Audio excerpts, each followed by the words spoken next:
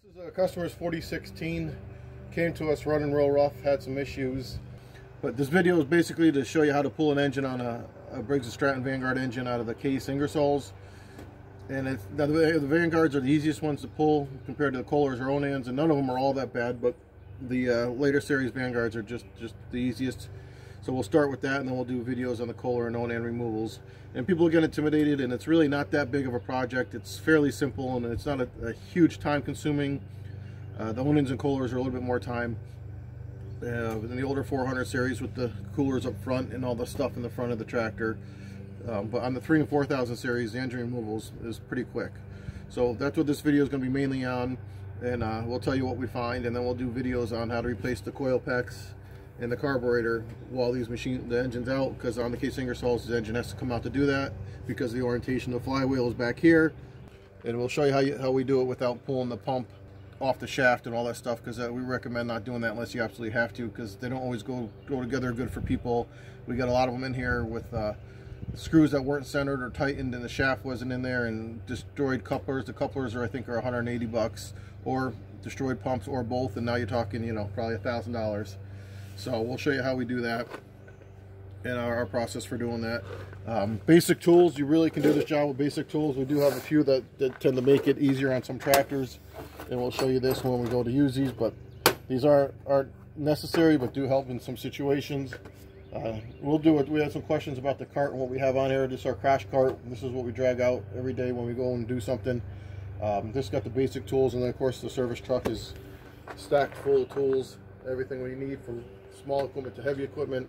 And then we got a tool room that's stocked, but this is kind of our basic stuff we use the most of the time to start. Your basic sockets and wrenches and our hand tool or power tools and stuff. There's small jacks for the small equipment. And then we got another go-to drawer, we call it, in the service truck that's got stuff that we use very frequently, and some more expansion of this. But we'll do a video on all that stuff, and we'll do a video on the crash cart because people were asking. So let's get started. So the first thing I do is make sure you figure out where you're at with any zip ties. So all your cables obviously have to come off, all your wiring, all your fuel line, which isn't a ton, but you got your throttle and choke cables, your starter cable, the wiring for your rectifier, your fuel line, the wire for the coil packs, the ground to shut them off, the PTO harness for the electric front PTO. So all that stuff's got to come off, and it's pretty straightforward. This has usually got a ton of zip ties on it. This one's not too bad, but I just replace all the zip ties anyways, even though you unplug the plugs here and stuff. It's just easier to make a nice clean job when you're done. That's what I'm seeing for zip ties over here right now. And then these plugs are for the in the rectifier, and you'll see one is male and one is female on the harness, so you can't get them confused.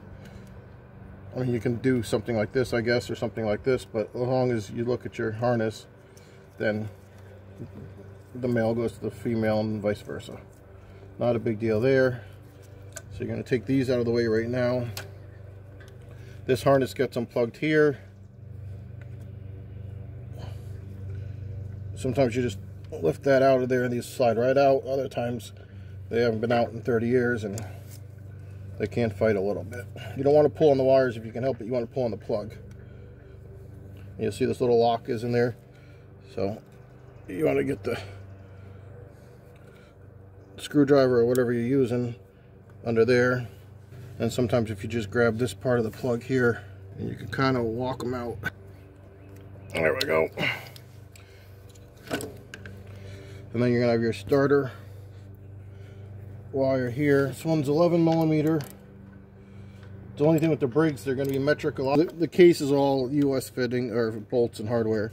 The Briggs engine, most of it's metric, so the bolts going to the frame should be US because that's the case deal. The engine bolts are metric on 99% of this thing. Your harness for your lights here. So this one's actually got a fuel shut off, so that makes life handy. That was added on after, wasn't a factory thing. And then this clamp here is doing absolutely nothing. That's why I can't stand these cheap tension clamps. Every fuel line we put worm gear, you know, regular hose clamps on. Where it's a vacuum lines and stuff, it's not nearly as important, so it makes life easier to do them here. But as far as fuel, just for a safety thing as well, these are somewhat of a constant tension clamp, but they're not really like a true automotive constant tension one where it's always going and expanding and shrinking. These are cheap and they fatigue and they don't do what the true ones do in like the automotive world.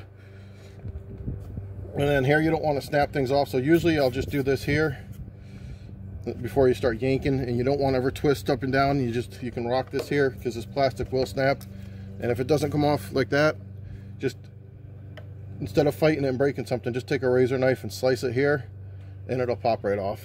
You'll have a lot of gas if you don't have a shut off, so stick a bolt or clamp off the line if you don't have the hose shut off here. So this is your insulated ground wire that goes from your key switch that kills the coils. So there's a piece of plastic here, you don't want to break that. It's got the stud on the back. You want to be gentle with this. Just kind of keep your finger on the terminal if you can, or a pair of pliers if you need be. They shouldn't be very tight, but it's also got a lock nut on here. So, and also depending on your tractor, sometimes these will be clamped here, so you're going to have to undo the clamp, and then you're going to have your throttle cable here. That's got to get disconnected. If you do take it all the way out, put it in so you don't lose it, because it happens. And then this, just give yourself as much room as you can with the throttle lever and just pop it off and keep it out of your way so it doesn't go in your eye when you're underneath. The other side, you're going to have your choke cable. But as you can see, all the wiring, hoses, lines, everything's disconnected. Didn't take very long. Once you do it a bunch of times, it goes pretty quick. Over here, all we've got is the battery ground and your choke linkage here. So again, this motor has been out fairly recently because he had the deal, somebody put coils in. I'm not sure if he did or not. Here's one of those clamps I was talking about. 10 millimeter, sorry, thread. These have to come all the way out in order to get the cable through and the cable off the linkage. And your ground is also the same size if it's set up the same way. Now just tuck your ground wire somewhere where it's not going to make ground anything. And then your choke, you also want to give yourself the most room here by turning the choke off. And again, stick the cable out of the way so it don't poke you in the eye. Everything is disconnected. This motor will slide forward to some degree once we loosen these bolts, and that's what we're going to do now. Those, I believe, are 1/2 inch, and they've got nuts underneath. So you just got 4 bolts, 2 on each side. They should have nuts and washers on them. Black nuts. A couple of them could be a little tricky to get on, but the Briggs are the easiest. The Onins and the Kohlers will be a little tricky to get on some of them. There's a few different setups you can use. Sometimes you can get in there with an extension and a universal on the bottom and hold the top with the wrench, depending on how tight they are and how much room you got. Off that one goes. So this one you can't because the cylinder's in the way. It makes it real tough. And you can get in there from a wrench to hold it, but what I found actually works pretty good. And these are a distributor wrench for a GM distributor. And a lot of you young guys don't know what that is. But they also, this is the 1/2 inch. It comes in a pack of the 9/16. And the 9/16 also works great for holding the top nut on top of your steering gear and your sector gear. You just take this up and over and it holds it. So you can hold this underneath with a regular wrench. It's not too bad. But we got these and they work good, so that's what I'm going to use. So this one, you can do the socket up top of the 1/4 inch drive or a wrench. Again, these got lock nuts on them, so the ratchets make it a little speedier. And I'm just holding this bottom with the distributor wrench, but you can use a regular wrench. So same kind of idea as distributor wrench. These torque adapters will work good too. Get you in there where you need to be just to hold it. Again, you can use regular tools for most of these. It's just some of the specialty ones make it a little easier. This one, I've just got a wobble extension on a regular socket. Just a wobble extension. It gives you a little bit more room or degrees to access. So that's all 4 bolts, different styles, pull them off, different tools, not rocket science. All right, so now since your nuts are off everything, you just pull your bolts out. Not all of them pop right out, but they're out enough to get the tractor out. So if it wants to live there for now, that's fine. Take the other 2 out. Just pick these Icon pliers up too. They're Harbor Freight. They're pretty reasonable. A lot of people are talking good about them. I'm kind of particular on my tools. Some of them not. But pliers are one, and I've got Nipex, and I love the Nipex. But the Nipex, I've got a few different needle nose, and they're great quality and great finesse. But we use needle nose for stuff like this, and a lot for cotter pins and stuff. And the Nipex were so tight tolerance and good quality, but they flexed trying to pull cotter pins and beat on cotter pins with them. So we have a set of Tecton needle nose I really like that work well, and I just grabbed these, and these seem to be doing pretty well and holding up for using tools maybe for what they're not supposed to be used for. So yeah, we'll keep telling you, but the jury's still out. But these are actually pretty decent fit and finish, and I don't know, they're 15, 20 bucks, whatever. And they live on the crash cart right now, and we got specialty pliers for a lot of other stuff, but these seem to be good. We've got a couple other Icon pliers that we've been happy with so far. Again, I've probably got 25 pairs of Nipex too, and you can't beat the Nipex. They're absolutely best for just about everything. All right, so that's the easy part. So your next step, again, you want to double check, make sure there's nothing else connected to your engine. Wires, hoses, bolts. Make sure if you didn't just run this is going to be hot. And just walk this thing as far as you can without going nuts. And you'll see it gave you a little bit there. All right, so the next step, and this is where we prefer to do the hydraulic pump removal this way. And you don't have to do anything with lines and that either. Just keep it a little bit more simpler. Yeah, so this is where a bigger toolbox tends to help, having more options. So I love this little ratchet, 1/4 inch drive gear wrench. It's 120 tooth, 10 inches. This thing is handy, especially for these jobs. It gives you the leverage and the reach. You can do it with a shorter one. You're just gonna swear and fight a little bit more, but you got to pull the screen off. This is the next step. And by off, I mean off of here, it's only gonna slide to the pump. So what some people try to do is they'll get in here and bang the hell out of the screen and get the set screws out of here and then walk the pump off of there, and they usually don't put them back together right. So we disadvise against that, and it's not necessary if you got the time and tools to do this the right way. If you can leave this connected, it's been like that for years, it's got a good tight fit, you don't want it out of balance, you don't want to destroy your pump, you don't want to destroy your coupler. So this is how we do this. There's 3 or 4 screws, and again, these are going to be bolts and lock nuts. So if this does rotate, you can put a wrench on the front of the crank.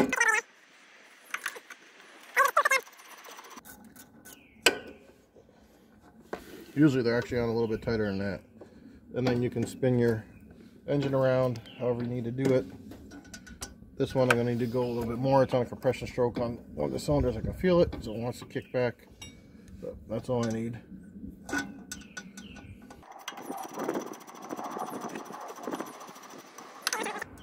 Again, you got enough room in here to get a smaller ratchet if you don't have this big one. It just makes it nice.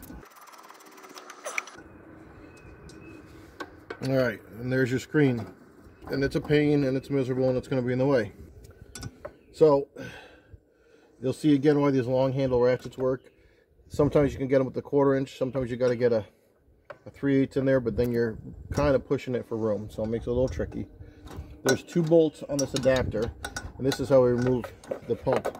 The pump is bolted on with this adapter, so it'll all come off one piece. So you're going to need to put a bar in here to stop this flywheel from moving. You may have to lean on the engine because you're pulling up against it. There you go, broke loose, pretty handy. One thing you might be mindful, sometimes depending on how big your ratchet and your socket is, you'll get it stuck in here because as the bolt comes out, you're not going to have room to take the tool off. Just something to keep in mind. Sometimes you can get these out by your finger, at least the first one. If they go real loose, the ratchet doesn't want to go back and forth. Give me that long-handled flex Capri ratchet 3/8.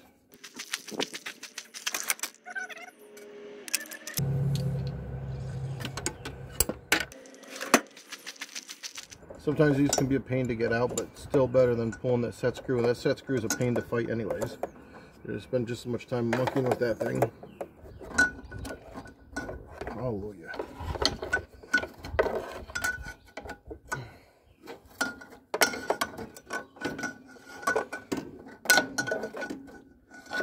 Alright, spin it around to the other one. To break it, we do have these nifty little guys. Not sponsored by anybody, the Capri yet. But we got these awesome little stubby sockets. These are a lifesaver. This is one of my favorite ratchets. It's actually a nice Capri flex set. I just really like the feel of this thing. But anyways, you'll see these stubby sockets are awesome in the certain situation. They really get you out of a jam. I mean, that's a 1-inch socket. I don't know if you can see how thin that is, but it's not much thicker than the head. And overall, it's shorter with than the anvil. So if you got one of these bolts that fight, we use these to get in there. They'll fit, but you can't back it off very much because, again, you run out of the clearance room and then you can't get your tool off. All right. Got to hold the flywheel with the bar. Just wanted to show you guys some options. Sometimes these are quite tight and they don't want to go, so you need a bigger ratchet on there, a bigger bar or however, instead of forcing the 1/4 inch one. I haven't even tried this one yet, but I just wanted to show you an option. And that one went nice. I think I would have fought a bit with the 1/4 inch, probably would have got it, but so you'll see there's not much clearance, so I can back this out a few threads, but that's going to be about it. And the nice thing about this is that's the 1/4 inch setup with this and the 3/8 to the stubby. They're about the same distance. Just this is a little bit more easier to wield in there with the tight room, but so you go with the 3/8 ratchet with the stubby socket and a 1/4 inch with the full size, and there's very little difference there, you'll see. So as far as getting in places where you need some extra torque, these things are awesome. We'll have a link in the description. Just like we do with all the tools we use and products, we try to link everything in the description. So inside some of these adapters too, there's some spacers and button looking things.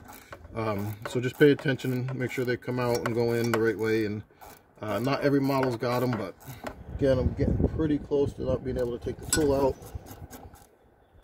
like that. That's it. That's all I got for room. So one more thread and it won't have come out.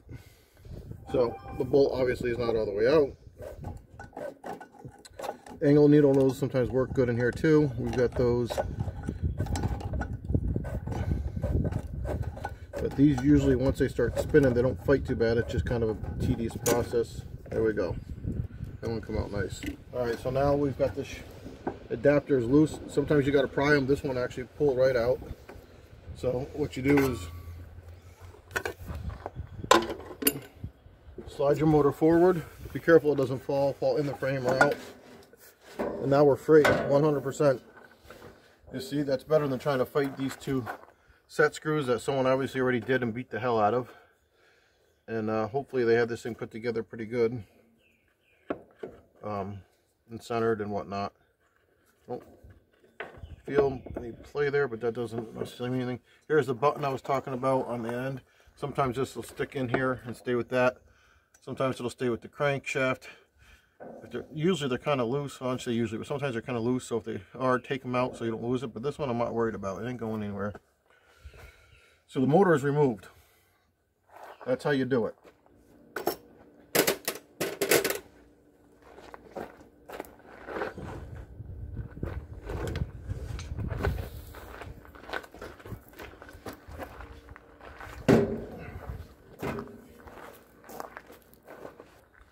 Alright, this is the part that will be tricky. We're going to put the adapter onto the flywheel. We replaced the bolts and we use grade 8 bolts and new grade 8 lock washers. They're a little stronger. These things went on and off. The last thing you're going to do is snap a bolt inside a flywheel.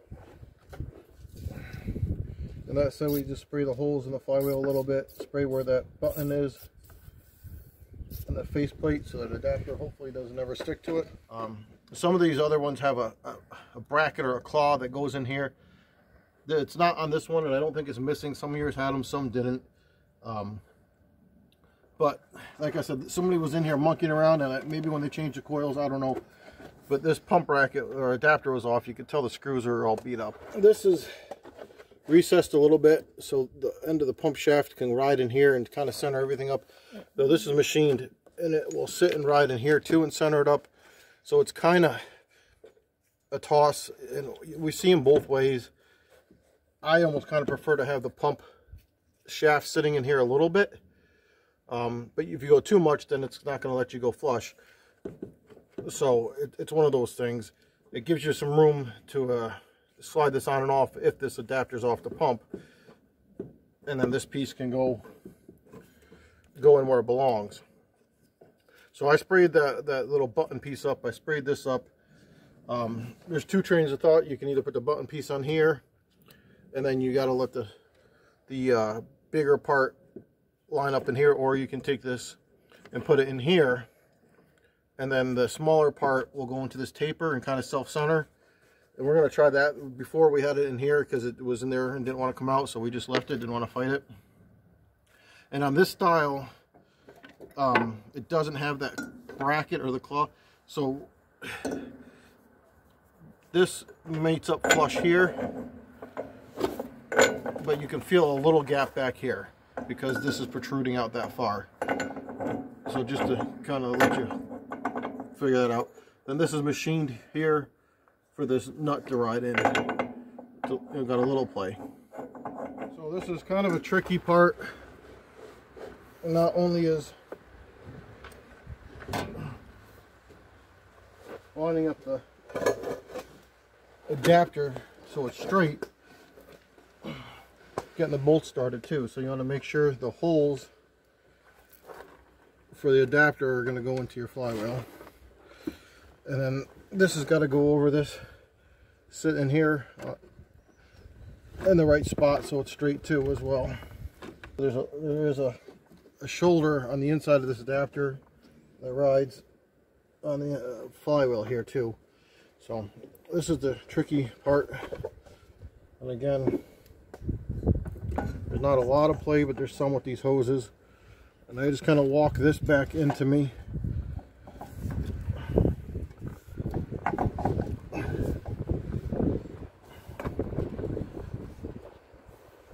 And then you're just going to hope for the best to get your bolts and bolt holes lined up. And that's where this thing's in the pain in the ass in the way. And some people cut this in half, so you got a lot more room to work, or bend it out of the way. But we always try to do this first without doing that. And the other thing that works out pretty good. So unfortunately, we lost a little bit of footage here, but I can walk you through a little bit of this part with these bolts. The biggest thing with the two bolts for this adapter is getting them started evenly and threaded evenly, and so this adapter goes on square, and the shoulders sit in the machine surface of the adapter and whatnot. So here's some random clips of some pictures that we have here, some of our machines, just to keep you occupied while I blab.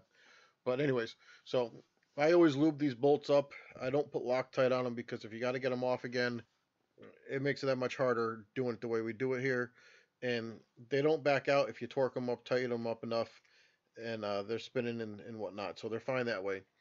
But you got to line both these holes up on the adapter, get the bolts through, start a few threads on each one, and then go back to the other one, start a few more threads, and keep working yourself in square and even.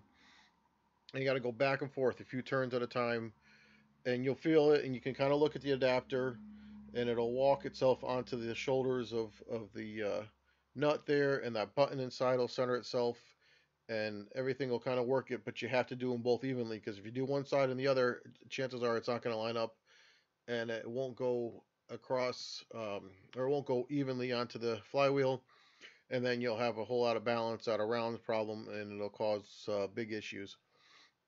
And same thing when you're tightening them. Tighten one side, tighten the other. You probably have to go back and tighten one side, and then go back and tighten the other. You might have to do it a couple times when you're getting your final torque and tightening down on there. But unfortunately, we lost the footage, but you can't really see it anyways, what we're doing. The biggest thing is just remember, get these 2 bolts started. I recommend using new bolts. We put grade 8 bolts in, but get them both started and tighten them and then torque them both evenly, one at a time, back and forth. So that's just what we wanted to go and show you and or tell you about. And unfortunately, we lost the footage, but that's that, and that's a pretty simple part.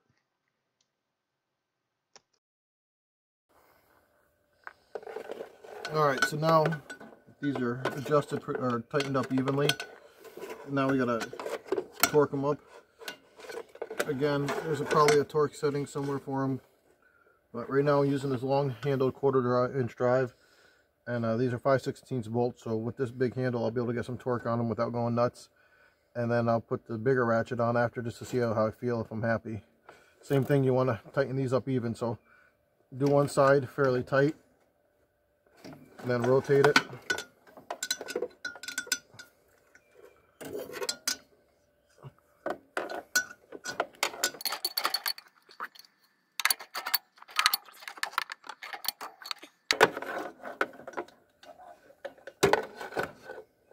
You have to hold the flywheel with a bar, or somebody hold it for you with a bar. It's the easiest way to do it, just between those studs for the screen. That's all it takes. So I'm going to rotate it one more time with this ratchet. Tighten them up.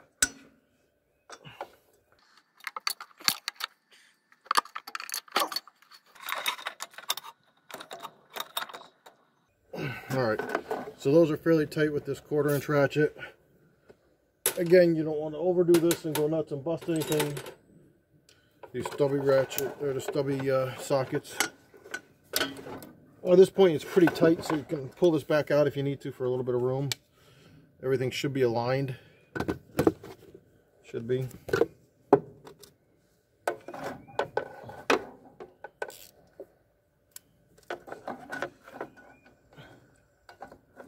And this is a little bigger handle, so I'll be able to get a better feel for how tight they really are.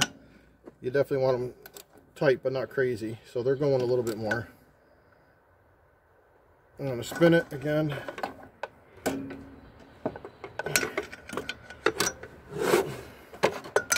So use your head. You don't need to go nuts with these, but you don't want them backing out either. And then we'll spin it one more time and do it again, and it should be good.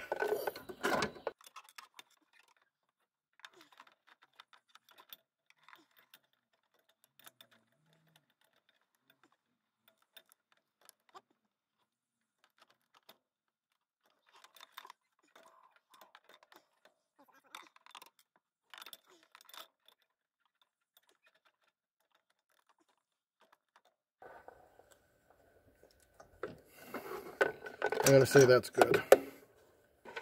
Okay, so your next step is going to be getting the screen on. You got to line up all 4 of these, or 3 of these studs rather.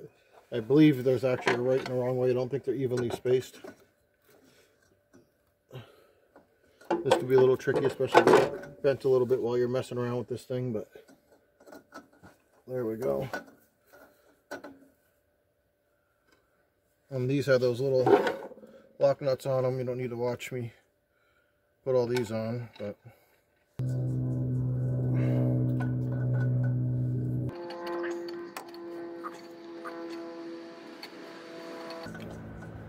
alright, we're going to tighten these up and we'll be back. So our screen's on, the pump's tightened up.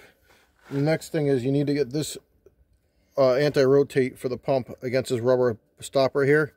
If it's not in the right spot, you're going to have all kinds of problems. So that has to go there. And then obviously your bolts for your engine are the next step. So you just always make sure that's in there when you start putting these bolts in. You don't need to watch us. You saw us take them off. We're going to put the bolts on and tighten those right up. Make sure you got washers top and bottom and lock nuts.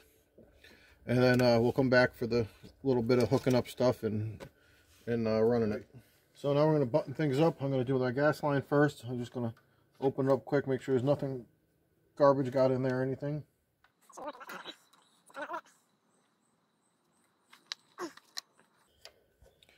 swap them over to our regular hose clamp, worm gear clamps.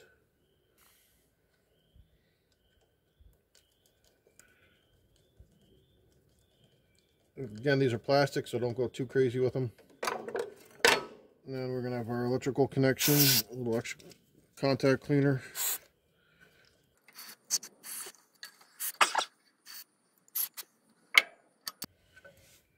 Alright, so you got your starter. So you want to make sure the stud's tight, but you don't want to spin it too much because it'll crack and pull apart inside. You just want it so it doesn't back off. It works as a jam nut also. When you do this, make sure you're routing them where you want them to be routed, where it makes sense for you.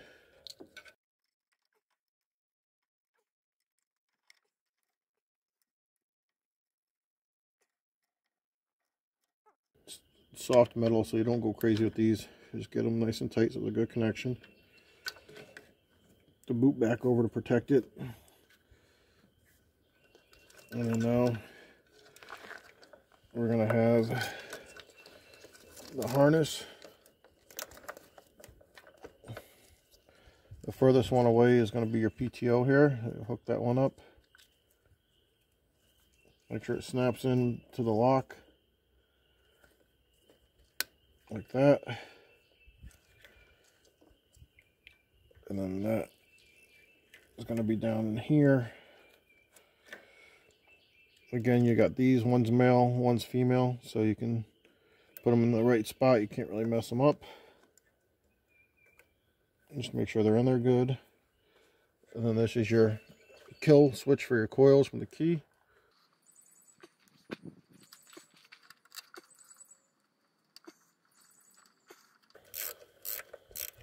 Literally been 30-second showers all afternoon.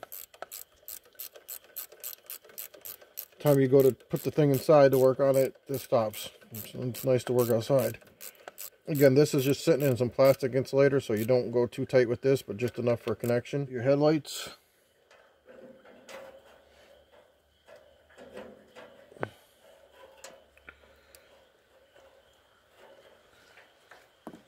Now just tie up this, all these wires you just connected out of the way. Keep them away from anything hot, anything moving. The way the hood closing, just make it look nice. All right, so you're gonna have your ground cable.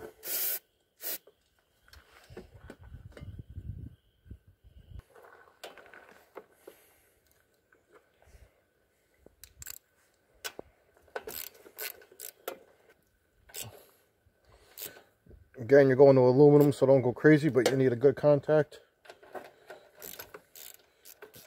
And then your choke cable, which I left this one loose. We're going to have to tighten that up, but first you want to hook this up in there and put your cable through there. And then what I do is I put the choke all the way on and then make sure that's closed where you are, and then just tighten this down. Don't have to go too nuts. Opens all the way, closes all the way. Resistance feels good, so that's even. And then this, we'll just go through here to secure this. And then the initial throttle, again, we'll gotta stick this in here. And then that's gonna go in here with your keeper.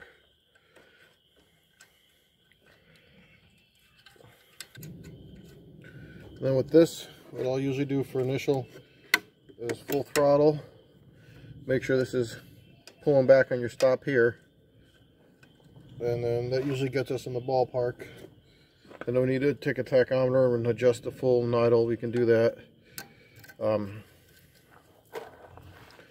now that gives us full range here. This one you can put a little bit more force on it than the other one, but again, don't go nuts. That should be idle. That should be full. It should get us started. Again, this carburetor doesn't have an adjustment screw, but we're still going to leave the air cleaner, everything off it, start it up, make sure everything's alright. If we need to adjust the idle stop, we'll do that. And then we'll put the air cleaner stuff back on.